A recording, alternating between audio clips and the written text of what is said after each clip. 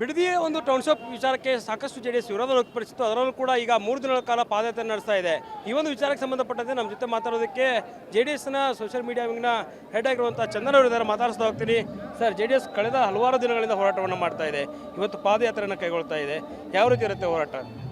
Sir, ನೀವೇ ನೋಡ್ತಾ ಇರ್ಬೋದು, JDS ಮೊದಲಿಂದ ಬಿಡದಿ ಹೋರಾಟದಲ್ಲಿ ನಿರಂತರವಾಗಿ ನಾವು ಧ್ವನಿಗೂಡಿಸ್ತಾ ಬರ್ತಾ ಇದ್ದೀವಿ. ಈ ಹೋರಾಟ ಈಗ ತಾತ್ವಿಕ ಅಂತ್ಯಕ್ಕೆ ಹೋಗ್ತಾ ಇದ್ದೀವಿ. ಒಂದು ಕಡೆ ಕಾನೂನು ರೀತಿಯಾಗಿ, ಇನ್ನೊಂದು ರೀತಿಯಾಗಿ ಪಾದಯಾತ್ರೆ ಮುಖಾಂತರ ಸರ್ಕಾರಕ್ಕೆ, ದರ್ಪ ಚರ್ಮದ ಸರ್ಕಾರಕ್ಕೆ ನಾವು ಅವ್ರನ್ನ ತಿದ್ದೋದ್ರ ಮುಖಾಂತರ ಚಾಟಿ ಏಟ್ ಕೊಡೋದ್ರ ಮುಖಾಂತರ ಅವ್ರನ್ನ ಸರಿದಾರಿಗೆ ತರುವಂಥ ಕೆಲಸನ ನಾವು ಜನ ಮಾಡಬೇಕಾಗಿದೆ. ಹಂಗಾಗಿ ಎರಡೂ ಕಡೆ ನಾವು ಗ್ರೌಂಡಲ್ಲೂ ಕೂಡ ಕಾನೂನು ನೆರವು ಕೂಡ ರೈತರಿಗೆ ಕೊಟ್ಕೊಂಡು ಆ ಹೋರಾಟವನ್ನು ಇವತ್ತು ನೋಡ್ಬೋದು. ಈಗ ಈ ಹೋರಾಟ ಇನ್ನೊಂದು ಹಂತಕ್ಕೆ ಏನು ಹೋಗ್ತಾ ಇದೆ. ಇವತ್ತು 500 ದಿನದಂಥ ಹೋರಾಟ, ರೈತರ ಹೋರಾಟ. ಇವತ್ತು ರೈತರಿದ್ರೇ ಎಲ್ಲ. ಇವತ್ತು ಈ ರಾಜ್ಯ ನಿಂತಿರೋದೇ ರೈತರ ಮೇಲೆ. ಹಂಗಾಗಿ ಈ ರೈತರ ಪರವಾಗಿ ನಿಂತ್ಕೋಬೇಕಾಗಿದೆ. ಈ ಹೋರಾಟನ ಇನ್ನೂ ರೈತರಿಗೆ ಉತ್ಸಾಹ ಕಡಿಮೆ ಮಾಡಬಾರ್ದಾಗೈತೆ. ನಾವು ಈಗ ದೇವನಹಳ್ಳಿಲಿ ಹೆಂಗೆ ಭೂಮಿನ ಕೈ ಬಿಟ್ಟರೋ ಅದೇ ರೀತಿಯಲ್ಲಿ ಬಿಡದಿ ಏನಾಗಿದೆ, ಬಿಡದಿನೂ ಇದೇ ರಾಜ್ಯದ ಮಣ್ಣಾಗಿದೆ. ನೀವು ನೋಡ್ಬೋದು ಎಷ್ಟು ಗ್ರೀನರಿ ಇದೆ ಈ ಬಿಡದಿಲಿ. ಇದನ್ನು ಕೈ ಬಿಡಬೇಕಾಗಿದೆ. ಹಂಗಾಗಿ ನಮ್ಮ ಹೋರಾಟ ಈಗ ಈ ಪಾದಯಾತ್ರೆ ಮುಖಾಂತರ ಇನ್ನೊಂದು ಹಂತಕ್ಕೆ ನಾವು ತಗೊಂಡೋಗ್ತಾ ಇದ್ದೀವಿ. DK ಶಿವಕುಮಾರ್ ಅವರು ಕುಮಾರಸ್ವಾಮಿ ಅವರು ಮಾಡಿದ ಯೋಜನೆ ಅಂತಾರೆ. ಕುಮಾರಸ್ವಾಮಿ ಅವರು ಅವತ್ತೇ ಕೈ ಬಿಟ್ಟಿದ್ದಾರೆ. ಇವ್ರು ಯಾಕೆ ಹಿಂದೇಟ್ ಆಗ್ತಿಲ್ಲ ಕೈ ಬಿಡೋದಕ್ಕೆ? ಸರ್, ಈಗ ನಿನ್ನೆ ಕುಮಾರಣ್ಣವರು ಒಂದು ಮಾತು ಹೇಳಿದ್ರು, ಸದನ ಸಮಿತಿ ಮಾಡಿ. ಇದೇ DK ಶಿವಕುಮಾರ್ ಆ ಸದನ ಸಮಿತಿಯಲ್ಲಿ ಸದಸ್ಯರು ಕೂಡ ಇದ್ರು.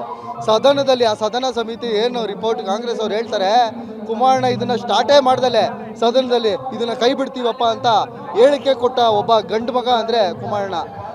ಈಗ ಅದನ್ನು ಬೇಡ ಅಂತ ಹೇಳಿ ರಿಪೋರ್ಟ್ ಮಾಡಿದಂಥ DK ಶಿವಕುಮಾರ್ ಅವರ ನಾಲ್ಗೆಗೆ ಬದ್ಧವಾಗಿರ್ಬೇಕಲ್ವಾ? ಇದನ್ನು DK ಶಿವಕುಮಾರ್ ಅವರು ಅರ್ಥ ಮಾಡ್ಕೋಬೇಕು. ಇವ್ರು ಯಾರು ಬೇರೆಯವರಲ್ಲ, ಅವ್ರ ಅಣ್ಣ ತಮ್ಮದಿರೇ. ಅವ್ರ ಜೊತೆಗೆ ಜೀವನ ಮಾಡುವಂಥ ಜನ ಇವರು. ಅದೇ ಅವ್ರ ಜಿಲ್ಲೆಯಲ್ಲೇ ಜನ ಇವರು. ಬೆಂಗಳೂರು ಸೌತ್ ಜಿಲ್ಲೆ ಅಂತ ಏನು ಹೇಳ್ತಾರೆ, ಅವ್ರ ಜೊತೆಗೆ ಹುಡ್ತವ್ರು. ಅವ್ರ ಅಣ್ಣ ತಮ್ಮದಿರೇ ಅಲ್ವಾ? ಹಂಗಾಗಿ DK ಶಿವಕುಮಾರ್ ಅವರು ಈಗಲಾದರೂ ಅರ್ಥ ಮಾಡಿಕೊಂಡು ದಯವಿಟ್ಟು ಈ ಭೂಮಿನ ಕೈ ಬಿಟ್ಟು ನಾನು ಈ ಮನೆ ಮಗ ಅನ್ನೋದನ್ನ ಪ್ರೂವ್ ಮಾಡ್ಕೊಳ್ಳಿ. ಕುಮಾರಸ್ವಾಮಿ ಅವರು ಈ ರೈತರ ಜೊತೆ ಮಾತುಕತೆ ನಡೆಸಿದ್ರು. ಕುಮಾರಸ್ವಾಮಿ ಅವರಿಗೆ ಆಹ್ವಾನ ಕೊಟ್ಟಿದ್ರು DK ಶಿವಕುಮಾರ್ ಅವರು, ಬನ್ನಿ ಚರ್ಚೆ ಮಾಡೋಣ. ಈಗ ಕುಮಾರಣ್ಣವರು ಬನ್ನಿ ಚರ್ಚೆಗೆ ಆಹ್ವಾನ ಕೊಡ್ತೀನಿ ಅಂತ ಹೇಳಿದ್ರು. ಅದೇ ಇದೇ ವೇದಿಕೆಗೆ, ಇದೇ ಗ್ರಾಮದಲ್ಲಿ, ಇದೇ ಬೈರ್ಮಂಗಲದಲ್ಲಿ ಚೇರ್ ಹಾಕಿ ಕೂರಿಸಿದ್ರು. ಅದೇ DK ಶಿವಕುಮಾರ್ ಅವರು ಬರಲಿಲ್ಲ. ನಾನು ಹೇಳೋದು ಏನಂದರೆ, ಅವತ್ತು ಕೂಡ ಚೇರ್ ಹಾಕಿ ಇಡೀ ರೈತರು ಬನ್ನಿ DK ಶಿವಕುಮಾರ್ ಅವರೇ, ನೀವು ನಮ್ಮ ಜಿಲ್ಲೆಯವರು, ಬನ್ನಿ ನಮ್ಮ ಪಕ್ಕ ಕೂತ್ಕೊಳ್ಳಿ, ನಮ್ಮ ಸಮಸ್ಯೆ ಕೇಳಿ ಅಂದರು. ನೀವು ಬರಲಿಲ್ಲ. ದಯವಿಟ್ಟು ಈಗಲಾರು ಅರ್ಥ ಮಾಡ್ಕೊಳ್ಳಿ. ಮಾಗಡಿ ಬಾಲಕೃಷ್ಣ ಅವರೇ, ನೀವು ಮಂತ್ರಿ ಆಗಿದ್ದೀರಾ, ಇದೇ ಜನರು ಓಟಿಂದ ನೀವು ಮಂತ್ರಿ ಆಗಿರೋದು ಸ್ವಾಮಿ. ಈಗಲಾದರೂ ನೀವು ಮಂತ್ರಿ ಆಗಿರೋ ಸಂತೋಷ, ಇನ್ನೂ ಚೆನ್ನಾಗಿ ಬೆಳೀರಿ. ಆದರೆ ಈ ಜನ ಮರಿಬೇಡಿ. ಈ ಜನಕ್ಕೆ ಒಂದು ಗೌರವ ಕೊಟ್ಟು, ಅವ್ರ ಮಾತಿಗೆ ಬೆಲೆ ಕೊಟ್ಟು ಈ ಯೋಜನೆನ ಕೈ ಬಿಟ್ಟು, ನೀವಿಬ್ಬರೂ ಕೂಡ ಈ ಬಿಡದಿ ಮಣ್ಣಲ್ಲಿ ಹುಟ್ಟಿರೋರು, ಬೆಂಗಳೂರು ಸೌತ್ ಜಿಲ್ಲೆಯಲ್ಲಿ ಹುಟ್ಟಿರೋರು ಅನ್ನೋದನ್ನ ಪ್ರೂವ್ ಮಾಡೋ ಅವಕಾಶನ ರೈತರು ಕೊಟ್ಟಿದ್ದಾರೆ. ಅದನ್ನು ಉಳಿಸ್ಕೊಳ್ಳಿ. ನಿಖಿಲ್ ಕುಮಾರಸ್ವಾಮಿ ಹೋರಾಟದ ಸಾರಥ್ಯ ವಹಿಸಿದೆ.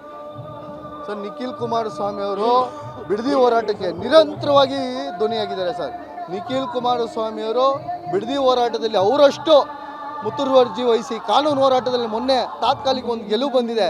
ಈ ಮುಂದಿನ ವಾರದಲ್ಲಿ ಏನು ಕಾನೂನು ಹೋರಾಟದಲ್ಲಿ ನಿಖಿಲ್ ಅಣ್ಣನೇ ನಿಂತ್ಕೊಂಡು ಲಾಯರ್ಗಳನ್ನ ಇಟ್ಟು ಆ ರೈತರುಗಳನ್ನೆಲ್ಲ ಒಗ್ಗೂಡಿಸಿ ಏನು ಮಾಡ್ತಿದ್ದಾರೆ.